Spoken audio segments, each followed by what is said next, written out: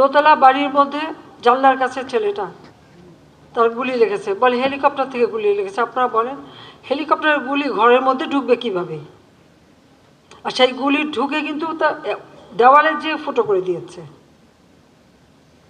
সেখানে তদন্তের জন্য লোক গেছে, তারা দেখে তাহলে সেখানে হেলিকপ্টার দিয়ে গুলি করলো কীভাবে? যখন পুলিশ আটকা পড়লে, যখন বিটিভিতে এখানে আগুন দিচ্ছে একটার পর একটা, আমরা হেলিকপ্টার থেকে সেখানে পানি দিয়ে আগুন নেভাবার চেষ্টা করছি, কারণ ফায়ার ব্রিগেড যেতে পারে না। আমার সব থেকে আধুনিক ফায়ার ব্রিগেডের যে গাড়িগুলি সব পুড়িয়ে দিয়েছে, মানুষগুলিকে মেরে তাড়িয়ে দিয়েছে। তখন বাধ্য হয়ে হেলিকপ্টার থেকে আমরা পানি দিয়ে সে আগুন নেভাতে চেষ্টা করলাম। সেই সময় আবার অনেক জায়গায় পুলিশ আটকা পড়লো, তার নিচে আগুন দিয়ে দিয়েছে, পুলিশ উপরে ছাদে বসে আছে, খবর দিল, আমরা হেলিকপ্টার দিয়ে তাদের উদ্ধার করলাম। শুধু পুলিশ কেন, অনেক জায়গায় বিভিন্ন বিল্ডিংয়ে যে সমস্ত কর্মকর্তারা আটকা পড়েছে, আমরা হেলিকপ্টার দিয়ে দিয়ে তাদেরকে উদ্ধার করেছি। এমনকি নারায়ণগঞ্জে কাজপুরে সেই 10 তলা ভবন আগুন দিয়ে দিয়েছে, তার মালিক থেকে শুরু করে সবাই উপরে, যখন ফোন করলো সঙ্গে সঙ্গে পাঠিয়ে হেলিকপ্টার দিয়ে উদ্ধার করা হলো। গাজীপুরের জাহাঙ্গীর, ও মিছিলে আসছিল গাড়ি নিয়ে, সেখানে তাকে মারলো, তার সাথে যে সাথী তাকে তো মেরে হাসপাতাল থেকে বের করে পা বেঁধে ঝুলিয়ে গুলি করলো। আর জাহাঙ্গীর এমনভাবে মেরেছিল, ও আমাকে ফোন করেছে আর বললো যে আপা আমি কিন্তু বাঁচবো না, আমার উপরে হামলা হচ্ছে, সেখানে আমাকে বাঁচান। সেখানে যখন পাঠালাম, পুলিশ ঢুকতে পারে না, আর সেখানে কিন্তু সব অস্ত্রধারী, সব ওই বিল্ডিং ঢুকে সব কিছু তছনছ করেছে। এরপরে হেলিকপ্টার দিয়ে কোনোভাবে তাকে উদ্ধার করে হাসপাতালে নেওয়া হলো। এটা কোন ধরনের তাণ্ডব, এটা কোন ধরনের আন্দোলন? আর এই আন্দোলনকে আবার আমাদের অনেক জ্ঞানীগুণী বুদ্ধিজীবীরা সমর্থন দিয়ে যাচ্ছে। কিসের সমর্থনটা দিচ্ছে?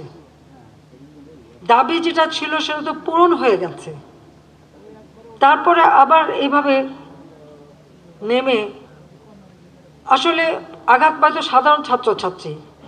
আর যারা এই আন্দোলনকে কেন্দ্র করে তাদের একটা জিজ্ঞাসা বা সন্ত্রাসী কর্মকাণ্ড, জঙ্গি কর্মকাণ্ড চালায়, তারা তো তাদেরটা করে, তাতে ভুক্তভোগী হয় সাধারণ মানুষ। এখানে পুলিশ, র্যাব, সাংবাদিক, সাধারণ মানুষ কেউ তো রেহাই পায়নি, প্রত্যেকেই হয় আহত। এবং এই যে আহতদের যে আমরা দেখতে গেলাম, সেখানে মাত্র কয়েকজন আমরা পেলাম, মাত্র 5-6-7 জন ছাত্র, বাকি সবই দেখা গেল কয়েকটা শিশু ছিল, আর বেশিরভাগই সাধারণ খেটে খাওয়া মানুষ। কারণ ওই আঘাত পেলে মলে সাধারণ খেটে খাওয়া মানুষগুলি তো বেশি পায়, তাদের জীবন জীবিকা কীভাবে চলবে? কেউ পরীক্ষা দিতে যাবে, হয়তো দিয়েছে, সেই রকম ছাত্র আমি 1-2 পেলাম কয়েক হাসপাতালে।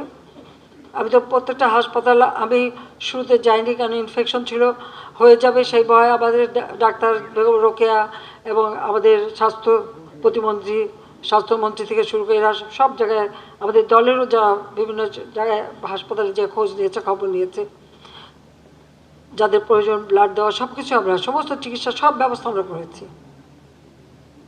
কিন্তু একটা কোটার আন্দোলনের নাম দিয়ে এইভাবে একটা নাশকতা করা, এটা তো জঙ্গিবাদী কর্মকাণ্ড পরিচালনা করা। আমি আগেই সাবধান করেছিলাম, আপনাদের মনে আছে 17 তারিখে বোধহয় আমি টেলিভিশনে ভাষণ দিয়ে গার্জিয়ান, অভিভাবকদের বলেছিলাম, শিক্ষকদের বলেছিলাম, যেখানে আপনাদের সন্তানের জীবন নিয়ে ঝুঁকি আছে, আপনারা সন্তানদেরকে বেরোতে